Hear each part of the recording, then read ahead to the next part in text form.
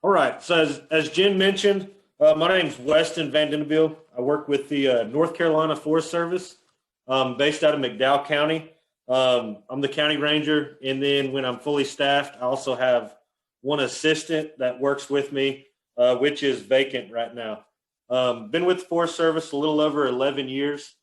Here recently, I've been in McDowell County for 2 years in the role that I'm in right now. So one of the many hats that we wear as a forest ranger with the North Carolina Forest Service is fire suppression of wildfires. One of our responsibilities of that is pre-planning, identifying risks in our county, and then mitigating them. And that's kind of the footwork of McDowell Community Wildfire Network. So believe it or not, you can help us in the event of a wildfire by maintaining a fire-wise home and ultimately a fire-wise community. So this evening, we're going to talk a little bit about home ignition zones, the fire-wise concept, what it means to be aware of your wildfire risk. But first, we're going to get started off talking about a few assumptions and local factors. So many people assume that devastating wildfires only occur in the western United States. Although they do have a longer, more extreme fire season, the southern Appalachian fire seasons have proved to be just as devastating. 2016, Gatlinburg had the Chimney Tops fire, destroyed over 2,400 structures, was responsible for 14 deaths and an estimated $2 billion in damages. So our fires here in western North Carolina can mimic those and be just as devastating. So with that being said, our fire seasons typically run between fall and season months. People also assume that strict building codes will save their homes. No home is completely fireproof. Although strong building codes aids firefighters in protecting structures, as I mentioned, no home is completely fireproof. So insurance will replace homes, but they won't replace lives or sentimental value, items of sentimental value. So fire departments will do everything in their power to save homes. Wildfires can quickly overwhelm limited resources of our local fire departments. When fighting wildfires in responsible communities with defensible homes, we can focus efforts on fighting the wildfire, not fighting structure fires or setting up structure protection. So, can it happen in western North Carolina or specifically McDowell County? With that fire season of the Gatlinburg fires, the fall of 2016 was a historical fire season in western North Carolina. We had 28 large fires. 3 of those large fires were either in McDowell County or right on the border of it. The Party Rock fire, which was in Lake Lure area, was bordering McDowell County on the southern end. The Chestnut Knob fire, which was in South Mountain State Park, was fairly close to McDowell County. And then the Clear Creek fire was actually in McDowell County, over in Pleasant Gardens. So throughout that month and a half we burned around 60,000 acres across western North Carolina. In McDowell County specifically, we burned around 3,600 acres. So, and that was an estimated cost of $52 million. So it was a pretty expensive fire season. So, focusing on a few more fires that were in McDowell County. So right after 2016, our spring fire season, in 2017, we had the Dobson Knob fire, which many people may be familiar with. This was just a slide about the first 48 hours of Dobson Knob. So it started in the North Cove community off Old Linville Road. It quickly grew in size and quickly started threatening structures. So pretty much our first operational period in fighting that fire was identifying homes at risk and mitigating around them. So, that first operational period the fire was growing largely unchecked, and we were securing homes from being threatened. So within that first 48 hours, fire was at 550 acres with only 10% containment. but we didn't have any structures that were burned. So that was a plus. So after it was all said and done, the Dobson Knob fire was a little over 1,400 acres. Had a Type 2 incident management team from the state. Multiple agencies were involved. Had several different resources, from boots on the ground to aircraft in the sky, to dozers also. 35 homes were identified as threatened. They were all saved, and at a cost of over $800,000. So the 2020 McDowell County wildfire season, we burned a little under 60 acres this year. North Carolina Forest Service responded to 36 fires. Number one cause of wildfire was debris burning, or is basically irresponsible burning. And we did have one home destroyed and one damaged from a wildfire. And that was due to irresponsible burning.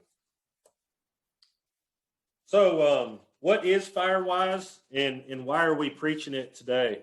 So as I mentioned earlier, wildfire, or FireWise, is being aware of your wildfire risk and then doing something to mitigate it. Meaning, we know that we have the forest is within 10 feet of our house. Let's push it back to 30 feet. So we're not asking for huge steps, maybe just small steps to minimize your risk. So the reality is today that fire agencies cannot solve the problems on our own. Fire departments do not have the resources to defend every single home on a large wildfire incident. Personal responsibility is key. Residents can and should take steps to reduce their risk.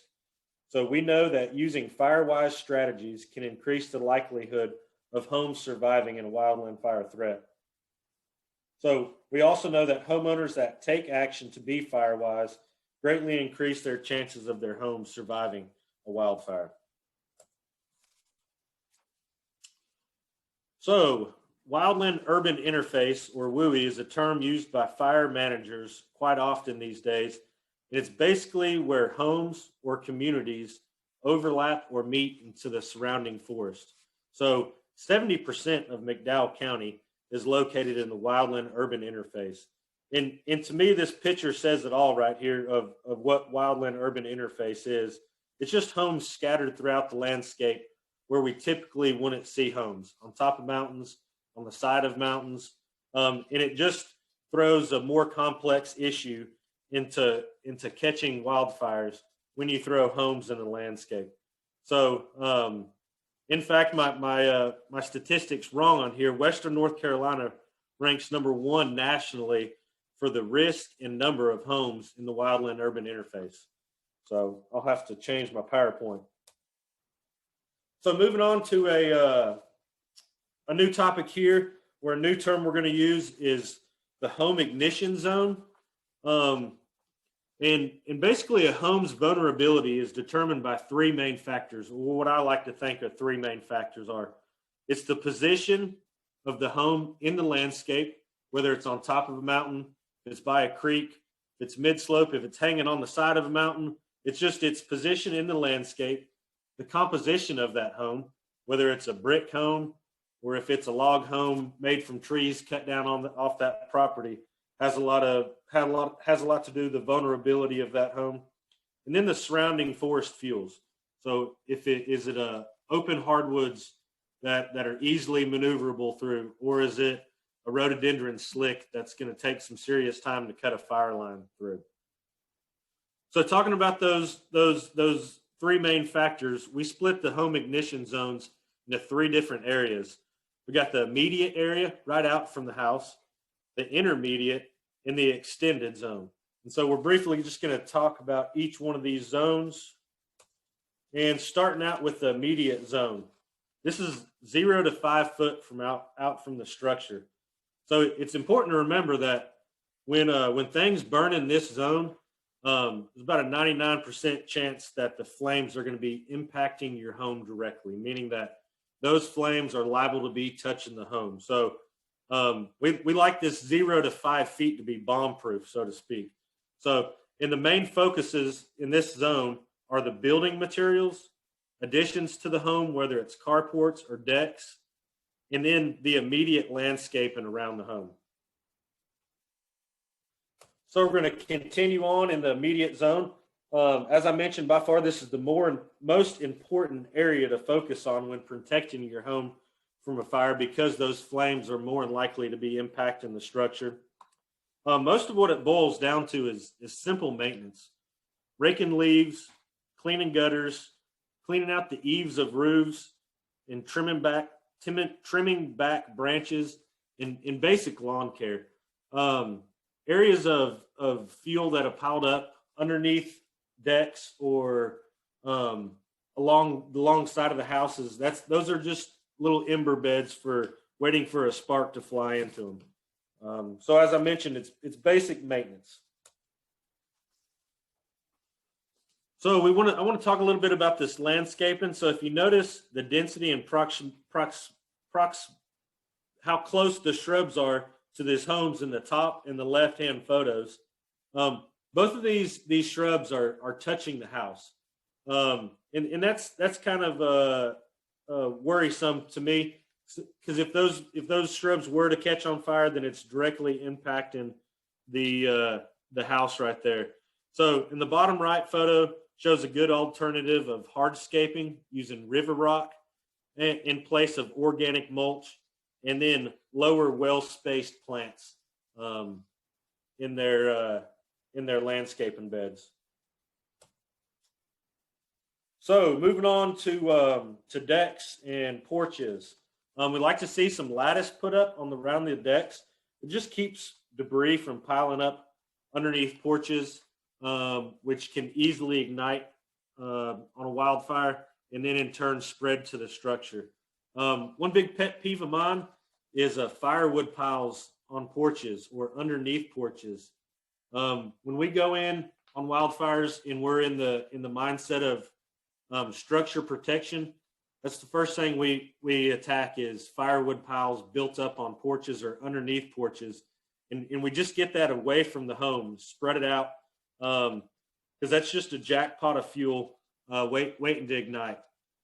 So we recommend that firewood piles should be stored at least 30 feet from the home. And, it's not an issue if you have like an evening's worth of wood stacked on your porch, but we just don't like to see a year's worth of wood piled up. So choice of landscape and mulch makes a huge difference in your home's risk or vulnerability, or how vulnerable it is.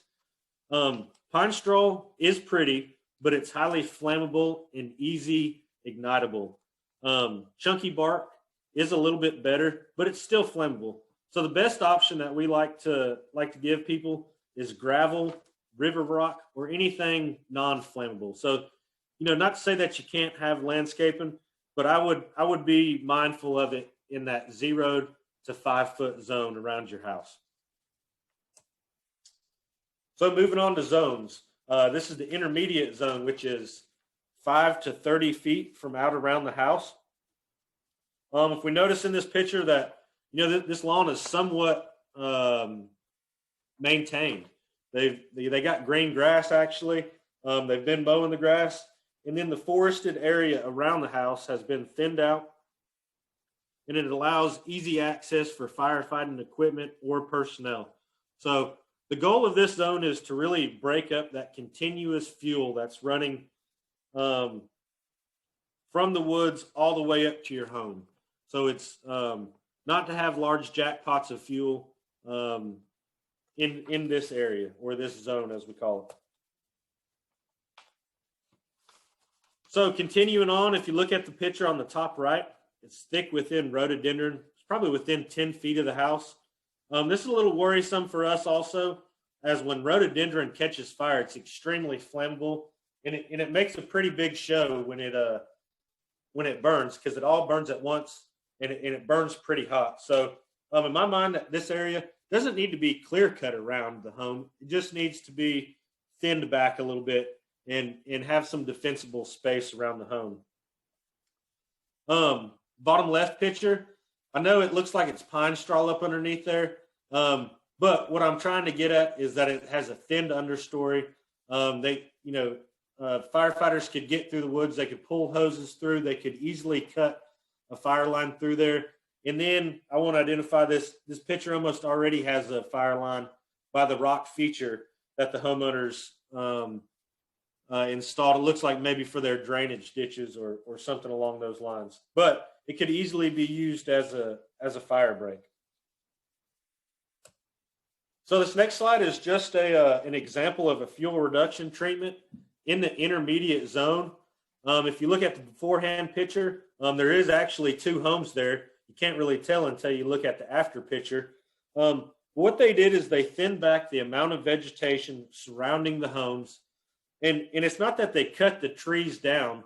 They just trimmed up the ladder fuels and removed the fuel that can help it get up into the tops of the trees. So in this fire, it'd mostly be grass burning, and we could easily suppress a fire like that. So moving on to the last zone, the extended zone. This zone goes from 30 to 100 feet, and on steep terrain, which I'd say, which is most of McDowell County in the urban interface, is out to 200 feet. So the steeper terrain or the thicker your fuels, this zone can extend based on your specific surroundings around your home. One thing I want to mention is that we don't want to pile up all of our clippings and trimmings from the immediate and intermediate zone into the extended zone, because that's just moving your problems further away. Jen will talk about some good resources we have to hold annual chipper days.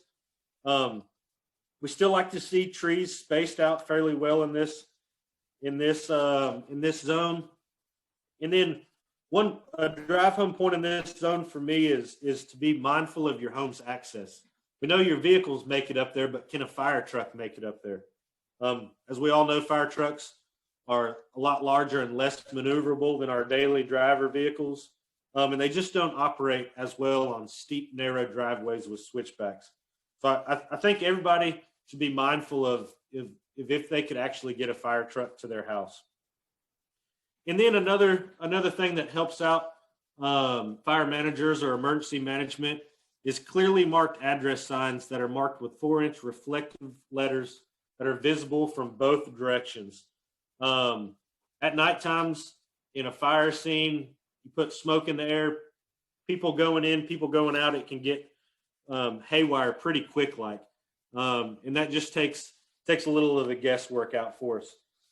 Some of our larger communities in McDowell County actually have a plan in place that when there's an emergency in their community, they have a plan in place and people on board that are going to go meet emergency responders and then guide them back to where they need to be, that folks that are real familiar with their community.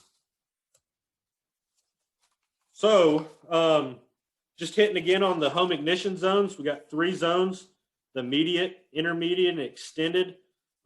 Work should begin in the immediate zone closest to the house and then work your way out from the home. My opinion, when structures are made of natural materials or sit in vulnerable positions, it's my advice to extend your defensible space out as much as possible. So many times these zones can overlap with other neighbors, and it may require coordination of neighbors and communities to achieve 100 and 200 foot of defensible space. So the last term I'm going to hit real quick is the firescaping concept. It's basically just landscaping while keeping Firewise in mind. So the basic concept is the amount of vegetation you're putting in your landscaping, the type, how flammable it is, and then the placement of plants can have a dramatic effect. So Jen has a few more websites that she'll share with us later on that'll help out with firescaping. And then moving on to Firewise USA. So that's a program that's been developed by the National Fire Protection Agency. It basically teaches people how to stay ahead of the curve, maintain defensible space, and adapting to wildfires in your area. So the last question I have for folks is your home defensible? And imagine, could your home stand alone in the case of a wildfire? And that's a good question to ask yourselves. If y'all weren't home and somebody irresponsibly at the bottom of the mountain lit a fire and it spread really quickly, could your home stand alone? So we actually have 2 Firewise communities in McDowell County. They're down in the Old Fort, Crooked Creek area. Creston and Gateway have been certified Firewise communities in McDowell County. So yeah, we would like to give a shout out to those folks. So with that being said, home assessments are free from the North Carolina Forest Service. If you would like to have an assessment completed on your home, feel free to get in contact with me and we can arrange something. Other than that, I'm going to turn it back over to Jen. So thanks to Weston. Hopefully you learn more about how to identify wildfire risk around your property using the home ignition zones. So I'd like to launch another couple of poll questions to see if any light bulbs went off during that presentation. Let's see.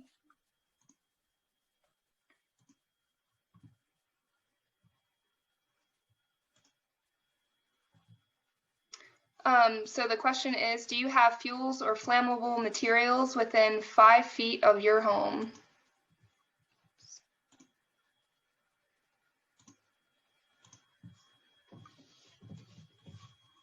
No. Some of you are pretty confident you don't have any flammables in 5 feet. And a few more seconds.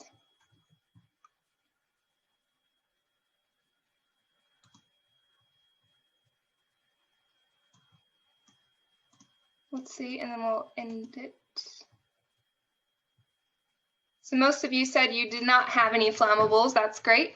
If you do, that's something you can take care of with a leaf blower or moving that firewood pile.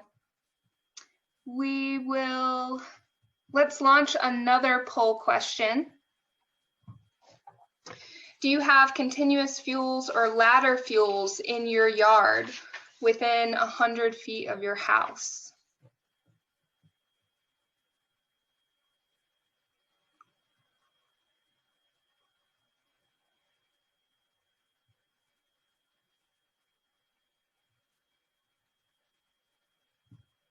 Most people are saying yes. Maybe you got a big patch of rhododendron behind in your backyard. And again, we're not asking you to clear cut, maybe just making patches so that you break up that patch or that continuous fuel. So most people are saying yes, they do. Some people will have to check, especially within that 100 feet to 200 feet out from your house. Takes a little more eyes. And so there was a comment in the chat about contact information for the home assessment, and we will be sending out that information, and they'll be on some of the slides that are coming up as well. So I'd like to spend a few minutes talking about the McDowell Community Wildfire Network and the resources available to you in your community. So first off, why McDowell County? Weston had talked about some of the wildfires that we've had before in McDowell County, but McDowell County, it covers 441 square miles, incorporating some of the steepest terrain in Western North Carolina. So some of these steep gorges are filled with years of fuel buildup and overgrown vegetation like rhododendron, leaving limited access for the establishment of fuel breaks. The county's population is just under 45,000 people, with 70% of them living in the WUI, or the wildland-urban interface, where houses and forested lands intermingle. This map shows the wildland-urban interface risk index. The data shown here is the WUI housing density combined with flame length, which is based on vegetation and topography in the county. Over 50,000 acres of McDowell are considered moderate to high wildfire risk, which is yellow to red on this map. You can see most populated regions of the county have moderate to high wildfire risk because of the population density and their proximity to forested lands. The McDowell Community Wildfire Network is a grant-funded project that was launched last June. In fall of 2019, a group of McDowell County partners got together to talk about wildfire risk in the county, some mitigation work that was being done, and how to engage private landowners about wildfire mitigation.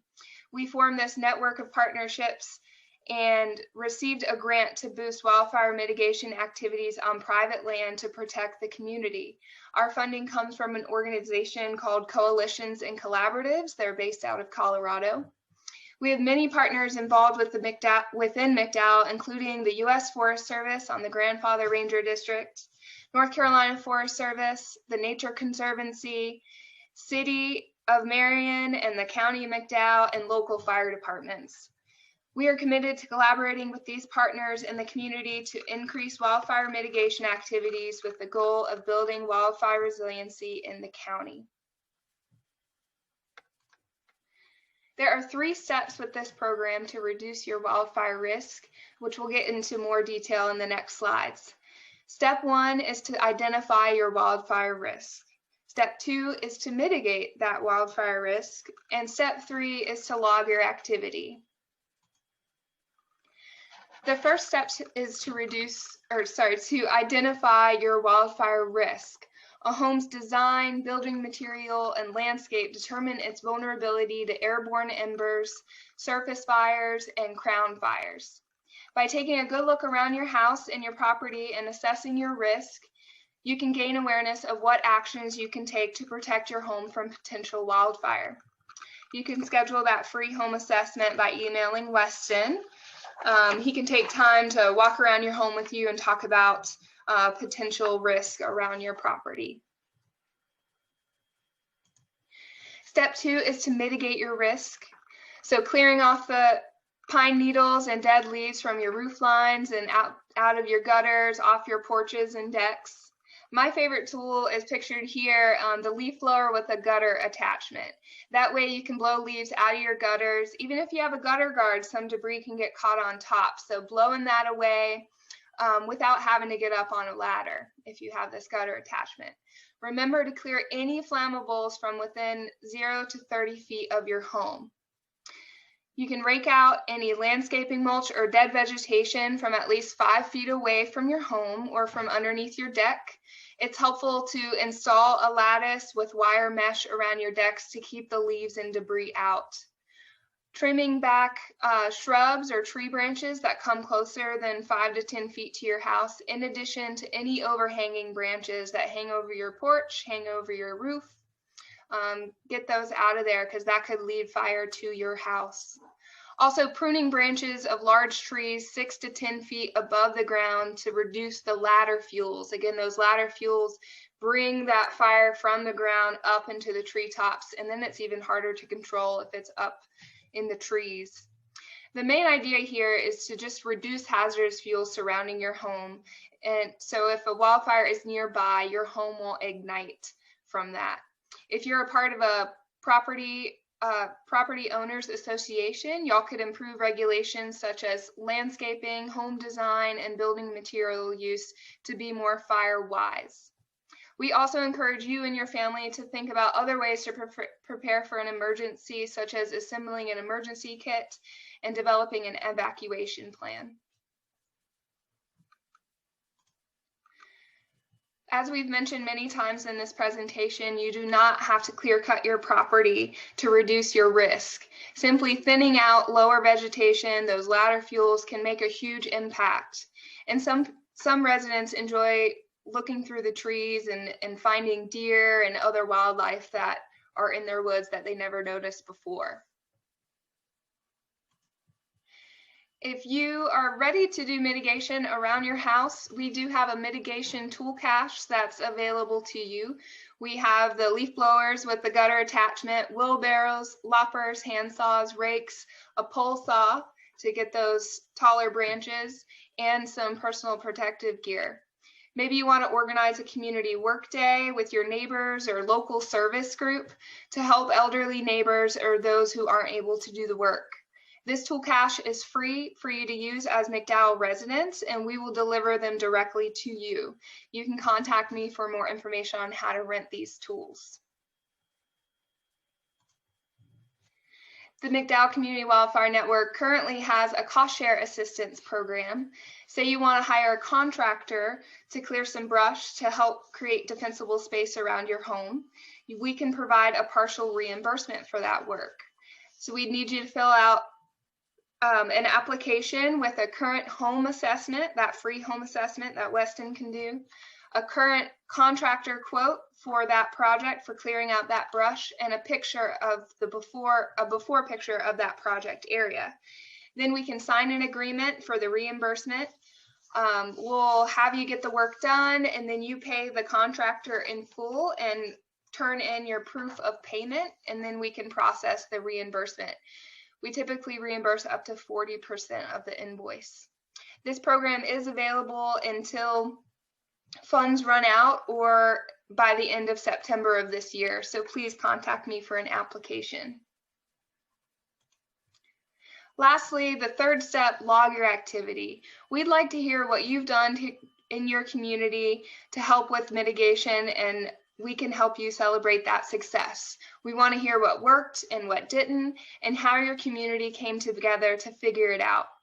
By sharing with us what you've done, it helps our program grow. It allows us to keep track of the hard work being done in our communities, to increase outreach efforts and build more programs. Hearing your successes helps us to continue to educate and support communities, form relationships, and build wildfire resilience in Western North Carolina. There's a ripple effect with this work. It benefits more than just your property and your family. It helps protect your local fire department, your neighbors, the North Carolina Forest Service, and even wildlife. We have a lot of partners working by our side with this project. Here's some more resources you can access. The North Carolina Forest Service has a great website. It's called resistwildfirenc.org. Lots of information on there about their different types of programs, like the fuel removal program. As a community, you can pile up to 20 or at least 20 piles of brush, and you can apply for the North Carolina Forest Service to come by and chip it up. So that's a fuel removal. We're getting it out of your community. They also have community protection plans, or CPPs. And Weston had mentioned the fire resistant landscaping strategies that you can use. There is a publication on their website that was put out last year about plants' flammabilities and flammability ratings, and where to place them and what kind of soil moisture they need and sun exposure. So that's a great resource if you're if you're talking about doing some landscaping around your house now, or you're building new. It's a good resource to refer to. Here's also the link for the Firewise USA program. Like he mentioned, it's a great resource. It's a helpful framework to work off of if you want to build a Firewise committee or program in your community. They do have a Wildfire Community Preparedness Day grant. It's a $500 grant that your community can apply for every year. The application process is done for this year, but they usually launch that in January of every year. And then Wildfire Preparedness Day is May 1st this year. But that's some grant money that your community could possibly do a community work day or a presentation or a canvassing event. Lots of resources out there. The U.S. Forest Service also has some information on their website. The Nature Conservancy, another partner of ours, they have a Southern Blue Ridge Fire Learning Network, which is linked here. Feel free to reach out if you're looking for any specific types of information, and I can help track that down. I will be sending you all the registrants, a follow-up email with these slides so that you have these links. I understand you can't click them right now. We also have a ton of information and resources on our website, which has been linked at the bottom of all of these slides. And that was it for our presentation. It looks like we have some time for some questions. So if you have a question for Weston or I, please make sure you unmute your microphone and we can take some of those now. Jen, one of the questions we have on here, Jennifer is asking if we can send out the recorded version of this, and I already told her that we would could definitely do that and connect them. And then another, just your contact information, you and Wes, and those resources that you shared here, they're wanting to make sure they get those too. So great. Yeah, I'll be sure at least our, definitely our contact information will be in that follow-up email along with these slides, so you have all the links. But feel free to ask us any questions down the road too through our email or phone numbers. And Claudia had a question earlier. She was asking if you knew of any residents who might need assistance right now with clearing brush, and I told her you would know that, or Wes might know that. Yeah, we're gathering some contacts now, but we don't have any pinpoint right now. We are, if you know of people who need assistance, we can definitely reach out and try to get a work day organized.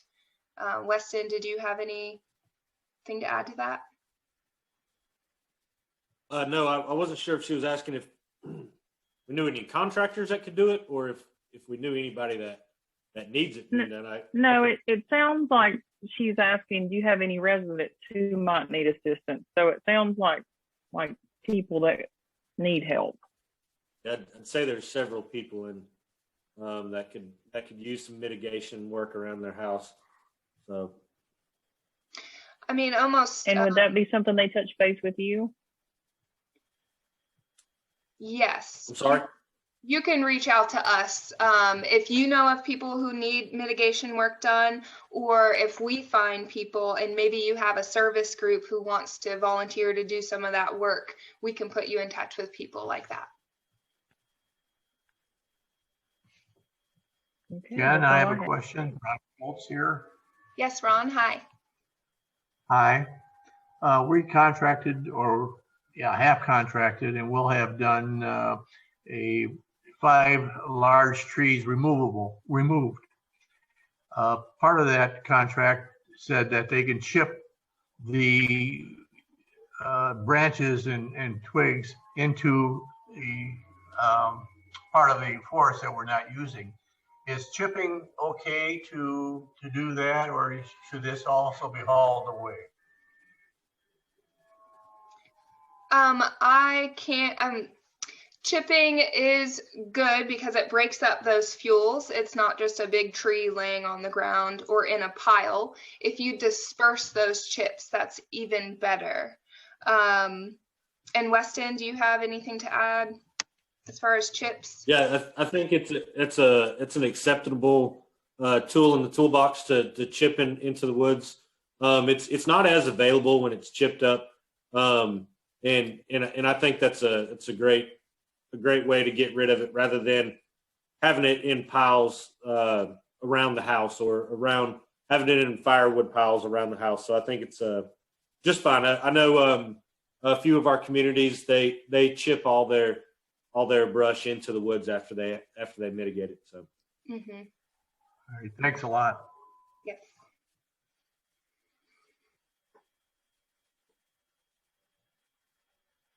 Any other questions about wildfire risk in the area, or programs, or? I do, a little bit. Jen, are you our primary contact for becoming FireWise certified? Our HOA, we're slowly, baby steps, working towards it. We've gotten the word out to the other owners. Are you our primary contact? And we say, yes, we're ready to finally become FireWest certified. Yeah, Adrian, I've been talking with Slow Sharon. process, but we'll get there.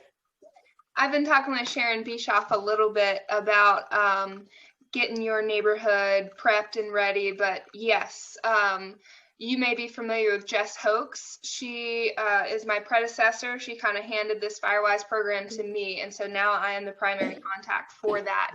And we can assist you with every process of the FireWise application, getting all your information together to submit that application. Okay, cool deal. And hi, Ron. Hey, neighbor. Good to see you. And I know, finally a face to go with the name. We're in adjoining neighborhoods. Like, we probably can see each other's houses across the way. Yeah, 5 feet. Yeah, we're good. 5 feet around my house, that's fine. 100 feet? No. I got trees and rhododendrons and yeah. So, but we're working on it.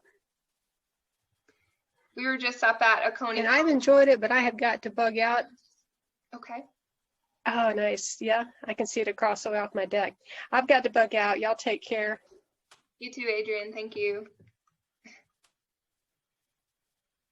We were just doing some home assessments up in North Cove today is what I was mentioning. Just walking around to a handful of houses and talking about some of the mitigation work that they could do.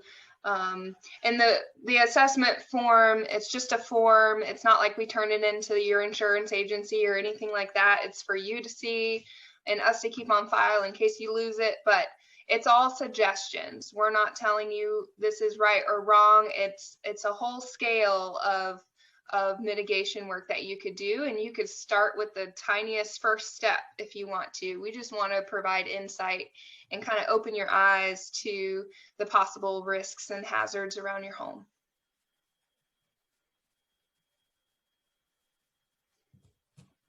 Other questions or even comments about the presentation or the information?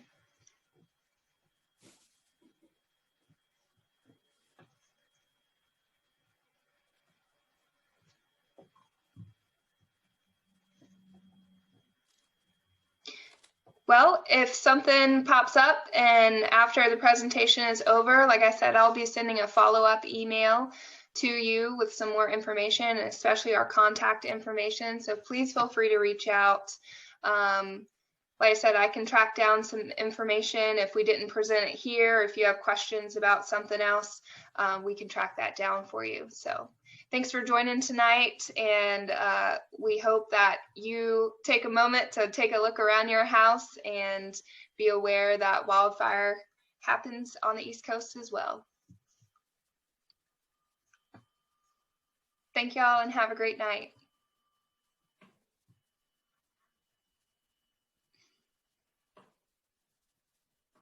Bye.